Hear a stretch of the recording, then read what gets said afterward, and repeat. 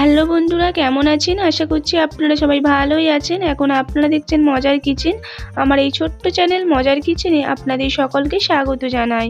আজও ফির হাজির হয়েছি আপনাদের কাছে একটি পিঠার রেসিপি নিয়ে। সবথেকে সহজ গ্রাম্য পদ্ধতিতে কিভাবে পিঠা বানানো হয় সেটাই আজকে আমি আপনাদের সাথে শেয়ার করব। বন্ধুরা, যারা কোনোদিন পিঠা বানাতে পারেননি, আমার ভিডিওটি প্রথম থেকে শেষ পর্যন্ত দেখুন। আশা করছি খুব সহজেই বাড়িতে পিঠাটি বানিয়ে সকলকে পরিবেশন করতে পারবেন। চলুন তাহলে আজকের রেসিপিটি দেখে নেওয়া যাক। এই রেসিপিটি বানানোর জন্য বন্ধুরা এখানে আমি 2 বাটি চালের গুঁড়ো নিয়ে নিয়েছি। এবার আমি এতে দিয়ে দেব স্বাদ মতো লবণ। চালের গুঁড়ো ও লবণকে শুকনো অবস্থায় ভালোভাবে মাখিয়ে নেব। দেখুন বন্ধুরা, এভাবে ভালোভাবে মাখিয়ে নেব। এবার এতে আমি দিয়ে দেব অল্প অল্প করে জল দিয়ে মাখিয়ে ভালোভাবে একটি পারফেক্ট ব্যাটার তৈরি করে নেব। বন্ধুরা, একেবারে জল দেব না, অল্প অল্প করে জল দিয়ে ভালোভাবে মাখিয়ে নিতে হবে। দেখুন বন্ধুরা, এভাবে ভালোভাবে মাখিয়ে নিতে হবে। ফের আমি দিয়ে দেব অল্প পরিমাণ জল দিয়ে ফের ভালোভাবে মাখিয়ে নেব। দেখুন বন্ধুরা, এভাবে ভালোভাবে হাত দিয়ে মাখিয়ে নিতে হবে, দিয়ে একটি পারফেক্ট ব্যাটার তৈরি করে নিতে হবে। দেখুন বন্ধুরা, খুব সুন্দর ব্যাটারটি তৈরি হয়ে গেছে। ঠিক এরকমই একটি ব্যাটার পাতলা তৈরি হবে।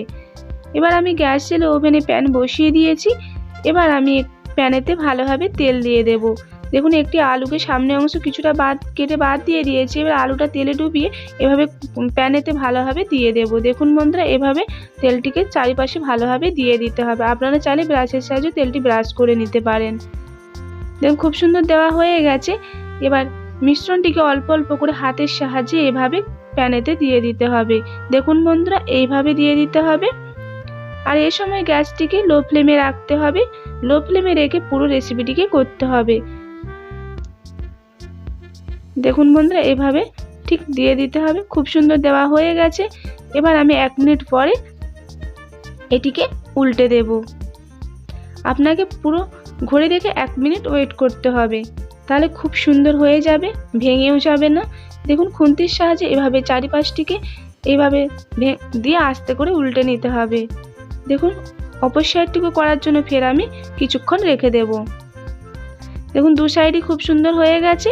এবার একটি পাত্রে আমি তুলে নেব। একই প্রসেসে বাকিগুলোকে বানিয়ে নেব। আশা করছি আপনারা আমার পুরো ভিডিওটি দেখেছেন। দেখে যদি ভালো লাগে লাইক কমেন্ট শেয়ার করবেন। আর যেসব বন্ধুরা আমার এই ছোট্ট চ্যানেলটিকে সাবস্ক্রাইব করেছেন তাদেরকে অসংখ্য ধন্যবাদ। যারা আমার চ্যানেলে নতুন, এখন আমার এই ছোট্ট চ্যানেলটিকে সাবস্ক্রাইব করেন, সেসব বন্ধুদের কাছে সাবস্ক্রাইব করার অনুরোধ রইল।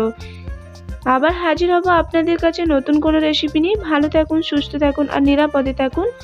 আর এইভাবেই আমার পাশে থাকুন। Bye bye.